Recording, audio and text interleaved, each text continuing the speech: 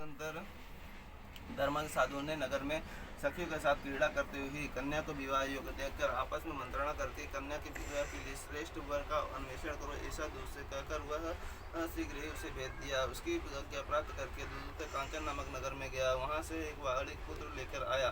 साधु ने उस वाणिक पुत्र को सुंदर और गुणों से संपन्न देखकर अपनी जाति के लोगों तथा बंधु बांधवों के साथ संतुष्ट चित्त हो विधि विधान से भगवान की वाणिक पुत्र के हाथ में कन्यादान कर दिया। उस समय वह साधु बड़े दुर्भाग्यवश भगवान का वह उत्तम व्रत करना भूल गया और विवाह के समय व्रत न करने के पश्चात कारण भगवान उस पर रुष्ट हो गए। कुछ समय पश्चात अपने व्यापार करने कुशल वह साधु बड़े काल की प्रेरणा से अपने दामाद के साथ व्यापार करने के लिए समुद्र के समीप स्थित रत्नसारपुर नामक सुंदर नगर में गया। उसने और अपने श्री संपन्न दामाद के साथ वहाँ व्यापार करने लगा। तदंतर वे दोनों राजा चंद्रकेतु के उस रमणीय नगर में गए जहाँ उसी समय भगवान श्री सत्यनारायण से भरत प्रतिज्ञा देखकर इसे दारुण कठिन और महान दुख प्राप्त हो यह शाप दे दिया। एक दिन एक चोर राजा चंद्रकेतु के धन को चुराकर वहीं आया जहाँ दोनों बड़ी स्थित थे। वह अपने पीछे दौड़ते हुए दूतों को देखकर भयभीत चित्त से धन वहीं छोड़कर शीघ्र छिप गए। इसके बाद राजा के दूत वहां आ गए और जहां वह साधु बड़िक था वहां राजा के धन को देखकर वे दूत उन दोनों बाड़िक पुत्रों को बांधकर ले आए और हर्षपूर्वक दौड़ते हुए राजा से बोले, हे प्रभु, हम दो चोर पकड़ लाए हैं, इन्हें देखकर आप आज्ञा दें। राजा की आज्ञा से दोनों ही दृढ़तापूर्वक बांधकर बिना विचार किए महान कारागार में डाल दिए गए। भगवान सत्यदेव की माया से किसी ने उन दोनों की बात नहीं सुनी और राजा चंद्रकेतु ने उन दोनों का धन भी ले लिया उनके भगवान के हिसाब से वाड़िक के घर में उसकी भार्या भी अत्यंत दुखी हो गई और उसके घर में सारा का सारा जो धन था उसको चोरों ने चुरा लिया। वह लीलावती शारीरिक तथा मानसिक पीड़ाओं से युक्त भूख और प्यास से दुखी होकर अन्न की चिंता में दर दर भटकने लगी। कलावती कन्या भी भोजन के लिए प्रतिदिन घूमने लगी। एक दिन क्षुधा से पीड़ित होकर वह कलावती कन्या एक ब्राह्मण के घर गई। वहां जाकर उसने श्री सत्यनारायण का व्रत पूजन को देखा। वहां बैठकर उसने कथा सुनी और वरदान मांगा। तदंतर प्रसाद ग्रहण करके वह कुछ रात होने पर घर गई। माता लीलावती ने कलावती कन्या से प्रेम पूर्वक पूछा कि हे पुत्री, रात्रि में तुम कहाँ रुक गई है? तुम्हारे मन में क्या है? कलावती कन्या ने तुरंत माता से कहा कि माँ, मैंने एक ब्राह्मण के घर में मनोरथ प्रदान करने वाला व्रत देखा है।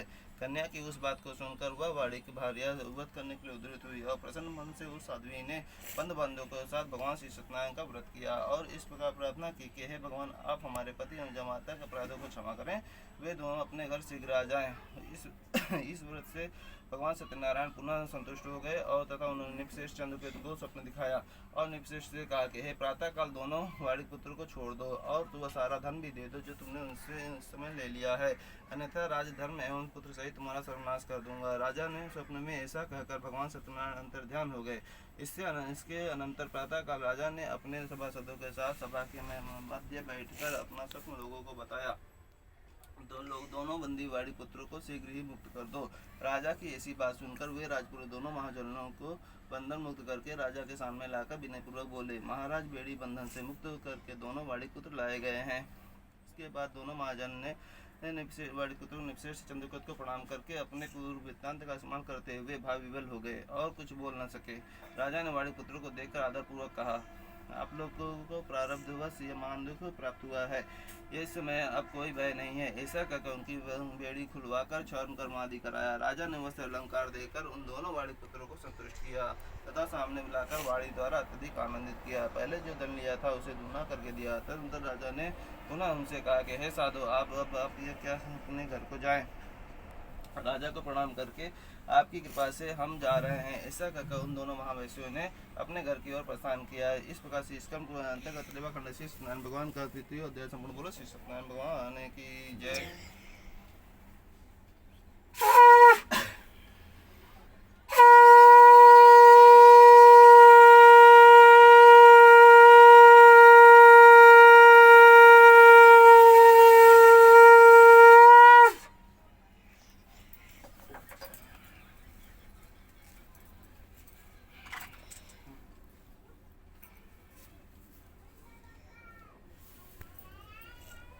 श्री सुधीर बोले कि हे साधु, मंगलाचरण कर और ब्राह्मण को धन देकर वह अपने नगर के लिए चल पड़ा।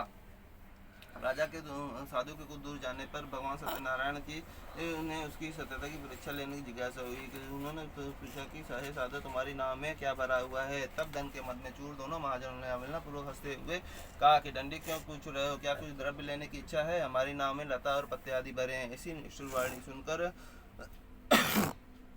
तुम्हारी बात सच हो जाए, ऐसा कहकर दंडी सन्यासी का रूप धारण किए हुए भगवान कुछ दूर जाकर समुद्र के समीप बैठ गए।